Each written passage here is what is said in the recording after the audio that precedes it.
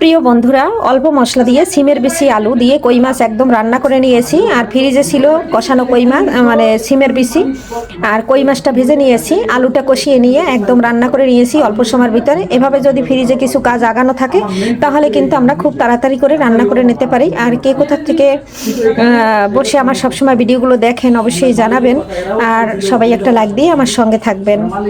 আর অল্প মশলার রান্না আপনাদের কাছে কেমন লাগে জানাতে কিন্তু ভুলবেন না। আপনাদের কমেন্ট পড়তে ভীষণ ভীষণ ভালো লাগে। আপনাদের কমেন্ট, আপনাদের লাইক আমার ভীষণ ভালো লাগে।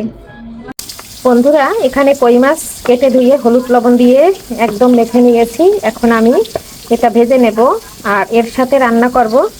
এই যে আলু কেটে নিয়েছি, আলু দিয়ে সিমের বিচি দিয়ে আলুটা কিউট কিউট করে কেটে নিয়েছি। আর সিমের বিচিটা কিন্তু আমি কষিয়ে রেখেছি। বন্ধুরা, এই যে সিমের বিচি রান্না করার জন্য কই মাছটা কিন্তু অফ ক্যামেরায় ভেজে নিলাম আর ভাজা হয়ে গেছে, তুলে নিচ্ছি।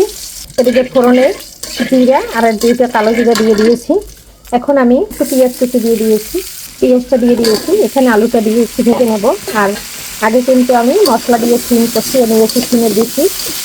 এই যে দেখুন, সিমের বিচিটা কিন্তু একদম মশলা দিয়ে কষিয়ে রেখেছিলাম, ফ্রিজে রেখে দিয়েছিলাম। আজকে রান্না করব, তার জন্য এখানে আলুতে যে মশলাটা লাগবে ওই মশলাটাই শুধু ব্যবহার করা হবে, অন্য কোনো মশলা এখানে দেওয়া হবে না। পেঁয়াজ আর আলুটা একসাথে ভাজা ভাজা করে দেব। এই যে দেখুন, একদম ভেজে নিচ্ছি। আলুতে যে পরিমাণে লবণ লাগবে, হলুদ লাগবে এবং ভিনেগার গুঁড়া লাগবে সেটা আমি দিয়ে দিয়েছি, জিরার গুঁড়া। আর সিমের বিচিতে যে মশলাটা লাগবে সেটা কিন্তু আগেই দিয়ে কষিয়ে রাখা হয়েছে ফ্রিজে। এভাবে কষিয়ে রাখলে সিমের বিচির কালারটা খুব সুন্দর থাকে। আর এই সিমের বিচিটা ছিল অনেক বাড়তি, একদম শক্ত শক্ত। এখন আমি সিমের বিচিটা দিয়ে দিচ্ছি। আর এটা কিন্তু কষিয়ে আমি নর্মাল ফ্রিজেই রেখেছিলাম, তাই এখন শুধু বের করে দিয়ে দিচ্ছি। আর এভাবে কিন্তু একটু কাজ আগিয়ে রাখলে তারপরে কিন্তু অতি সহজে অল্প সময়ের ভিতরে রান্না হয়ে যায়। একদম এই যে খুব সুন্দর করে একদম কষিয়ে নিয়েছি। আর এখন কিন্তু এখানে আমি গরম জলটা দিয়ে দেব। গরম জলটা, যে গামলাটা আমি মাছ মেখেছিলাম সেই জলটা আমি দিয়ে দিচ্ছি, গামলাটা ধুয়ে। বন্ধুরা, 10 মিনিট পরে আসতেছি। আর এবার রান্না হতে থাক, তারপরে মাছটা দেবো, এখনই দেব না। বন্ধুরা, এই যে 10 মিনিট পরে চলে আসলাম। আর এই যে আমি রান্না করছি।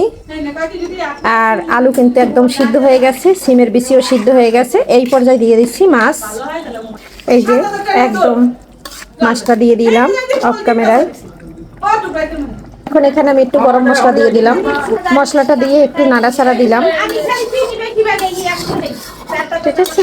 এই যে এখন ধনেপাতা দিয়ে দিলাম, এখন দিয়ে দিলাম কাঁচামরিচ। এখন আমি এই যে নেড়ে ছেড়ে নিলাম। আর ধনেপাতা দিয়ে আমি 1 মিনিট রান্না করে তারপরে নামিয়ে নেব, যেহেতু মরিচটা দিয়েছি। আর মরিচটা থেকে খুব সুন্দর একটা ফ্লেভার আসবে। 1 মিনিট পরে চলে আসলাম, এখন নামিয়ে নিচ্ছি। বন্ধুরা, আর একটু ঝোল রান্না করব। আমার ছেলে ঝোল ভীষণ পছন্দ করে। আর আমি কিন্তু সবসময় অল্প তেল মশলা দিয়ে রান্না করি।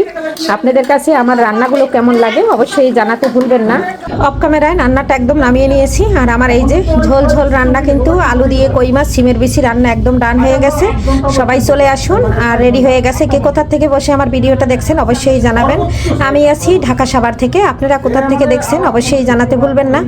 সবাই লাইক দিয়ে আমার ভিডিওটি কন্টিনিউ করবেন। আশা করছি আপনাদের কাছে ভিডিওটি ভালো লাগবে। অল্প মশলা দিয়ে একদম মজাদার রেসিপি রান্না করে নিয়েছি। সবাই ভালো থাকুন। আজকের মতো বাই বাই।